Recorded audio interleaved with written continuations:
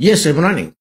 It is my duty to do something, even if it means leaving the comfort of my home and my beloved Davao.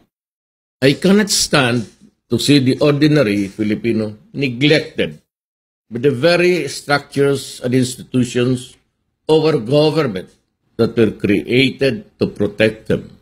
The people have become the victims instead of the beneficiaries of the present structures of government. Yes, I am running. Kahit na wala akong pera o makinarya, you will be my political machinery. With your help, I do not need big money to run. I will rely on your voluntary contributions and my friends who will contribute with no strings attached. Yes, I am running.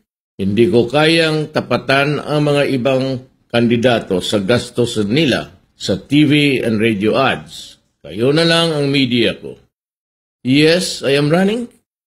Hindi ko kayang tapatan ang dami ng posters at billboards ng campaign materials nila.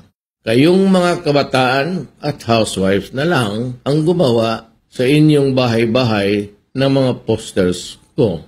Kayo na lang ang magtahi ng mga t-shirts ko para sa kampanya natin. Kayong mga karpentero na lang ang magtayo ng billboards ko. Kahit galing sa mga scrap na kahoy na lang. Yes, I am running. Ayaw kong magpatali sa malaking negosyante o mga smuggler na gustong mag-contribute sa aking kampanya. Sabi ko sa kanila, even if you contribute, I will still go after you if you violate the law. So better not contribute anymore.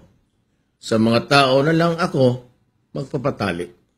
Sabi nila, tuwid ang daan at kayo raw ang boss. Naramdaman ba ninyo na kayo ang boss? Boss ba kayo sa mahal na bilihin? Boss ba kayo sa grabing traffic? Boss ba kayo sa pag-usbong ng krimen at droga? Boss ba kayo sa walang trabaho? Kayo ang binumbosabos.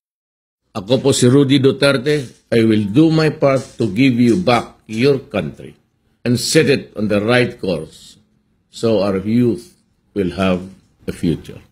But I cannot do it alone. Everyone must sacrifice. Yes, I'm running, but you have to run with me. Let's fix this country. Sama-sama tayo, upakan na natin.